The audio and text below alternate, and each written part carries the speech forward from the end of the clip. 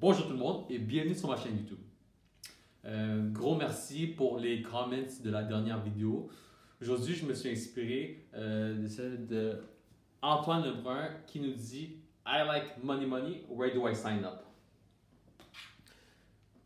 Si je vous encourage vraiment de laisser des commentaires parce que je veux vous donner les meilleurs outils pour créer et protéger votre richesse. Donc, pour ce segment, le sujet c'est comment profiter financièrement de Banque Centrale. On commence avec une petite récapitulation de la semaine passée. Alors, les banques centrales ont deux solutions lorsqu'ils affrontent un problème. Couper les taux d'intérêt et imprimer de l'argent. Le seul hic, c'est qu'en faisant ceci, le gouvernement dérobe l'argent de la population. Wow! Je comprends pas vraiment parce que je vois pas Trudeau venir fouiller dans mon portefeuille.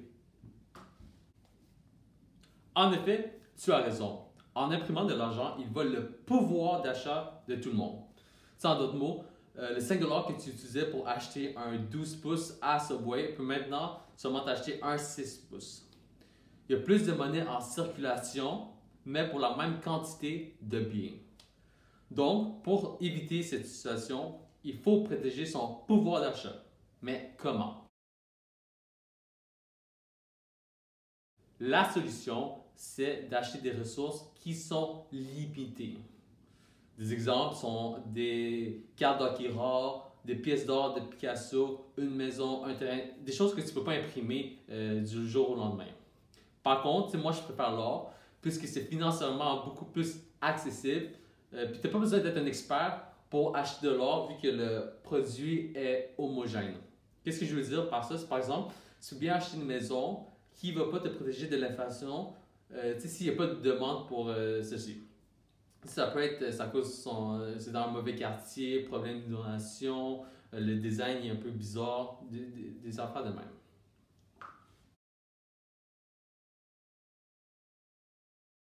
Dans le fond, en imprimant de l'argent, la Banque centrale déprécie la valeur de la devise, ce qui fait en sorte que le prix nominal de l'actif augmente. C'est pour ça que les riches bénéficient des banques centrales qui créent de l'inflation.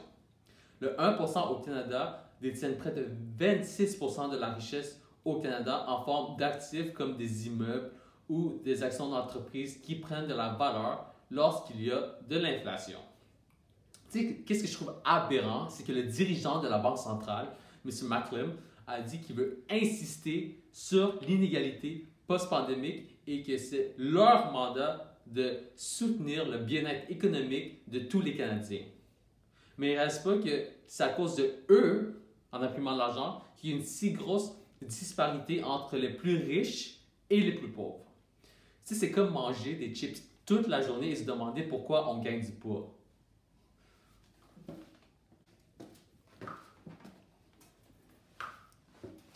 Ceux qui travaillent à la Banque centrale ne comprennent pas que la richesse provient de la production de biens et de services et non d'une imprimante.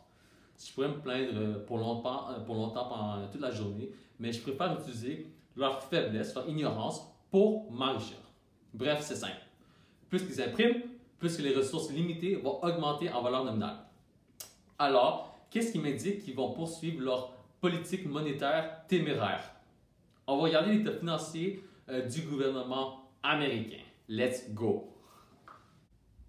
Attends. Pourquoi tu cibles les Américains pour voir s'ils vont imprimer de l'argent? Pourquoi pas le gouvernement canadien?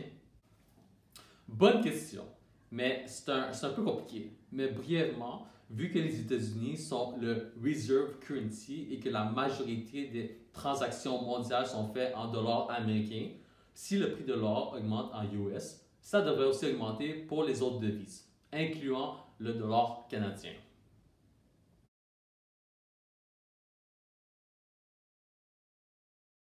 Alors, si on regarde le gouvernement américain, il faut aller jusqu'en 2001 où ils avaient eu un surplus de budget et que depuis Good Year, Bad Year, ils sont toujours en déficit. Pour l'année 2020, ils ont eu 3,7 trillions plus de dépenses que de revenus. Les autres années, lorsqu'ils avaient des déficits, ils empruntaient des pays étrangers pour financer leurs déficits. Mais c'est rendu que personne ne veut financer la dette du gouvernement américain. Alors, c'est la Banque centrale américaine, la Fed, qui doit intervenir et imprimer la différence. Alors imaginez que même sans COVID, ils n'ont même pas été capables en mesure d'avoir un budget balancé. Maintenant que les revenus sont à la baisse à cause des nombreuses faillites et que leurs dépenses sont en train d'exploser, c'est certain que la Banque centrale va devoir venir et poursuivre de monétiser le déficit budgétaire. En ce qui concerne les taux d'intérêt, ils vont rester très bas pendant plusieurs années. C'est ce que je pense. Normalement, en finance, plus que les taux d'intérêt sont bas, plus que l'accès à l'argent est facile, donc plus de liquidité dans l'économie. La Fed a annoncé récemment "We're not even thinking about raising rates" jusqu'en 2022. Il existe deux raisons pourquoi le gouvernement américain ne peut pas s'offrir à payer plus d'intérêts.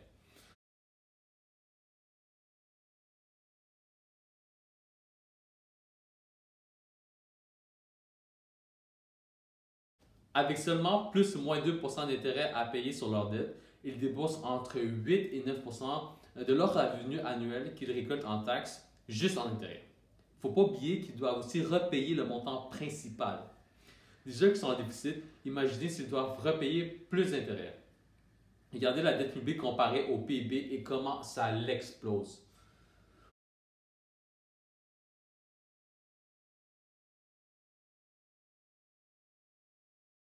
Aussi, à cause de COVID, les entreprises ont augmenté leurs empreintes bancaires à cause des pertes de revenus. Donc ça, c'est la deuxième raison.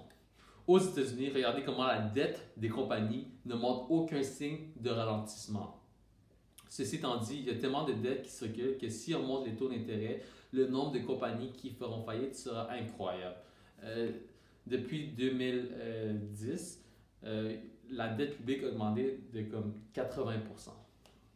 Alors, ça serait politiquement et économiquement mal vu si le gouvernement n'agit pas en essayant de baisser les taux d'intérêt pour que les compagnies puissent emprunter plus d'argent. En conclusion, la Banque centrale va devoir continuer à imprimer pour que le gouvernement puisse procéder à leurs dépenses et Jerome Powell va devoir garder les taux d'intérêt bas pendant longtemps pour que les compagnies ne déclarent pas faillite et ruiner l'économie américaine. Donc, beaucoup d'argent en circulation et taux d'intérêt sur le plancher égale environnement extrêmement fertile pour l'or. C'est tout pour cette vidéo et pour la prochaine, je vais adresser comments de Boyin Boyard qui nous dit on veut voir des stock picks et de Vincent Cornelier qui dit Top November stock picks en conservant le sujet de l'or bien sûr parce que faites-moi confiance, il y en a beaucoup d'options. Merci et à la prochaine.